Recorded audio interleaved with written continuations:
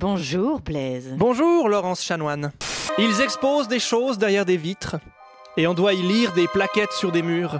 Aujourd'hui, je vais aborder le sujet des musées. C'est vraiment passionnant. Bon, les musées, c'est toujours exaltant. Ouais, les musées, on reste jamais longtemps dans un musée. C'est la capitale du chiant, un musée. Ouais. Alors vraiment, j'aime pas ça. Ouais, mais Blaise, tes dernières chroniques, c'était déjà pour dire que t'aimes pas un truc. Alors oui, je sais, mais faire une chronique sur des trucs qu'on aime, en fait, c'est pas terrible. Par exemple, je sais pas moi, sur avoir assez dormi. Avoir assez dormi, c'est quoi? Définition. Avoir assez dormi, c'est cool. Avoir assez dormi, c'est sain. Avoir assez dormi, c'est un plaisir, monsieur, parce qu'on n'a pas sommeil. Avoir assez dormi, franchement, ça rend le cerveau juste tellement alerte, quoi. Avoir assez dormi, Laurence Chanoine, c'est quelque chose qui te manquera à partir de janvier 2019. Bref, je parlais des musées. J'aime pas ça.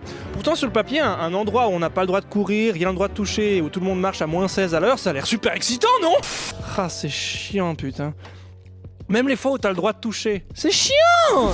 Attends, mais va au musée de la jambe à Yverdon, il y a des trucs que tu peux toucher. Ah bah oui, c'est un machin où tu donnes un coup de pied dedans, puis ça te donne le poids de ta cheville. C'est nul. Je m'en branle du poids de ma cheville. Et en plus, le machin, il est cassé. Dans tous les musées du monde, la petite cabine 3D immersive fascinante qui projette un voyage miniature pour mieux connaître l'aorte, eh ben elle est provisoirement péteuille. Puis il y a toujours des queues. Putain, mais les queues qu'il y a, on se fait chier à attendre dans une queue pour ensuite se faire chier devant les tableaux, mais quelle angoisse! Et on doit toujours attendre Nico. Je sais pas, je l'appelle Nico. Il est un poil plus vieux que nous, puis il adore. Non, franchement, tout l'étage consacré à l'évolution du riz Casimir, j'ai trouvé vachement intéressant, quoi. Nico, avec sa petite démarche de musée, tu sais quand, je sais pas comment dire, il marche lentement avec les mains jointes dans le dos. Oui. Puis dans l'une d'elles, il tient un petit prospectus qu'il agite comme s'il avait une queue de petit castor, tu sais, comme ça.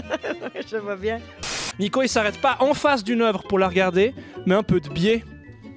Puis il la regarde comme ça, puis après 1000 minutes, il dit intéressant. Les musées, c'est comme le code civil, c'est très bien que ça existe, mais c'est ennuyeux. Dimanche, ça te dit qu'on se fasse le code civil? On se fait 35 minutes de queue avant, puis ensuite on le lit dans un endroit austère où on peut pas faire de story? Nope. Je suis sûr que ça existe, un musée fun. Un endroit où je vais voir des trucs super. À chaque fois, je me laisse convaincre en me disant allez, le MoMA de New York quand même. Le MAMU de Singapour, quoi. Le Mémon de Bellinzone, bon sang. Ou le Mamé, c'est des nouilles au poulet. Mais systématiquement, je me retrouve à regarder des mésanges empaillés ou des morceaux de vieilles amphores phéniciennes en terre glaise de nomades polygames jésuites chauves de moins 400 avant Jean-Claude. Tu prends le mot musée, tu rajoutes un A et ça fait amuser. Coïncidence? Ouais, je crois.